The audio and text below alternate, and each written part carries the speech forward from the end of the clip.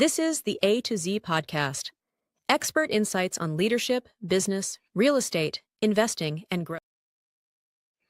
Flattering, belittling, and manipulations sometimes masquerade themselves as feedback and they don't work.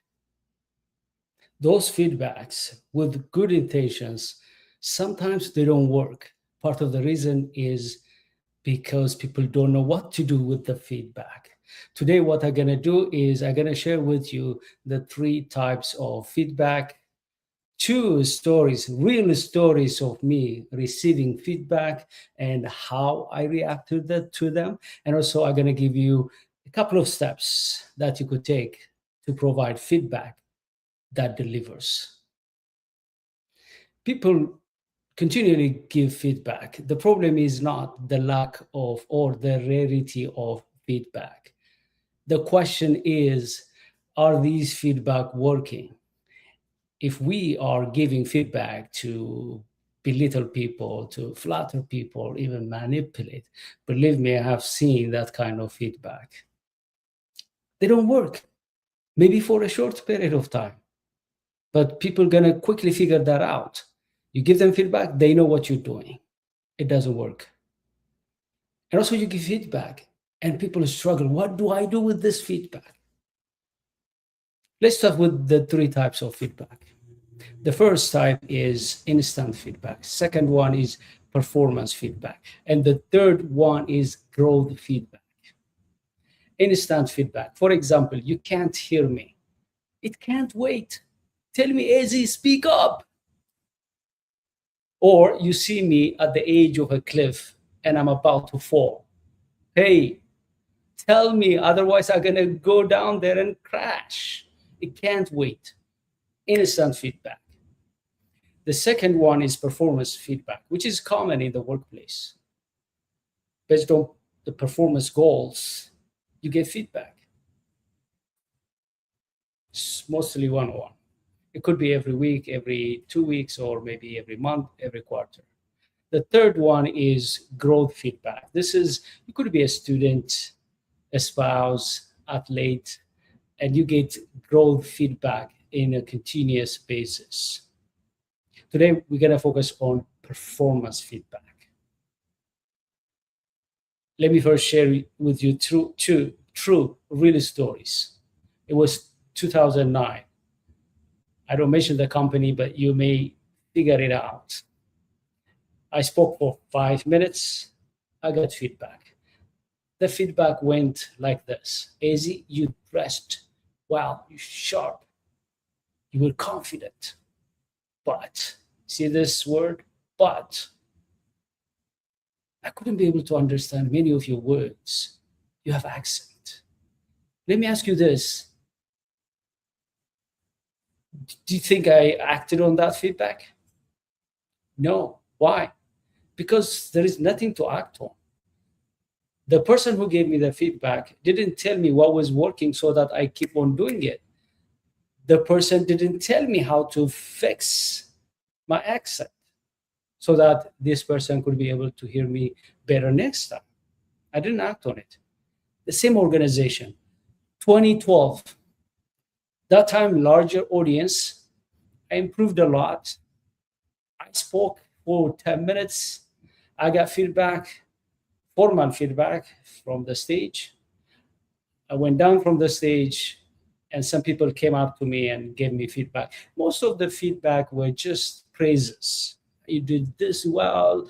And some of them, I really resonated with your story, stuff like that. One person was standing over there, hearing everything.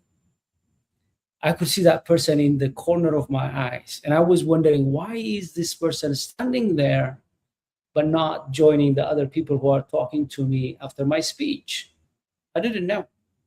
Once everybody was left, this person closely came up to me, smiling, nice person, and greeted me and say, you know what, Izzy, everything they told you on the stage and here, they're right. I really liked your speech. You're passionate about what you're speaking about, and your content was really, really solid. But this word again, but are you open for a tough feedback? I said, yeah. He told me his backstory. AZ, when you hear me, you think I'm a native speaker, but I'm not. I came to the United States when I was young, and my parents helped me to develop the American accent. And here are the things I did. You are a speaker, you are a coach and consultant. People need to understand you, need to sit there for hours, sometimes for days, and they should be able to understand your pronunciation. And he suggested some resources. I want to ask you this question. What do you think I did with that feedback? You guessed it well. Yeah, I was grateful because it was actionable. And also, the person showed empathy, appreciated me, telling me that I know English is your second language. You have come a long way. I know how hard it is because I was there. And then he gave me some resources. Guess how many dollars I spent the same night? $150. I was a student, full-time student back then, 2012. $150 was like $1,500, even more. I bought CD-ROM. Can you imagine? We used to buy CD-ROMs. I bought CD-ROMs, books. He gave me some YouTube channels where I need to work on opening up my mouth for people to understand me. I can give you one example. I used to say teeth like this, teeth. Now, people from Ethiopia, from my community, they can easily understand what I was saying. I was saying for them teeth. But if somebody's not within my culture, if I say teeth, but while I closing my mouth and without moving my lips, they couldn't understand what I was saying. They asked me to repeat myself. And I remember exercising with my jaw to open my jaw, moving my lips and protruding my tongue to pronounce some words accurately. Because I'm a coach, a consultant, and trainer. If I was in different professions, I wouldn't have gone that far. But my kind of profession require people from diverse cultures and accents should understand me. I'm not a US native accent speaker. No, that's not the goal. I can't be also. I came late. He came when he was a kid. The point, however, is because he gave me a feedback that's implementable, I immediately invested on it. Let me ask you, you could be a leader, entrepreneur, or a professional. Why do you give feedback? Because people to act on it, yeah? So why would you give them feedback that's not actionable? It doesn't give sense. And what I'm going to do today is I'm going to tell you simple steps on how to provide feedback that deliver results. People are happy to come to you to give them feedback. When you don't give them feedback, they wonder, what's going on? AZ is not giving me feedback these days. They come because they know whatever feedback you give them is not to manipulate them, to belittle them, or flatter them to do something for you. They know you improve. You know you grow. That's why they keep on coming to ask you because they benefit from that. The first thing you should do is always provide feedback in private. You see that person waited until everybody was left to give me that feedback.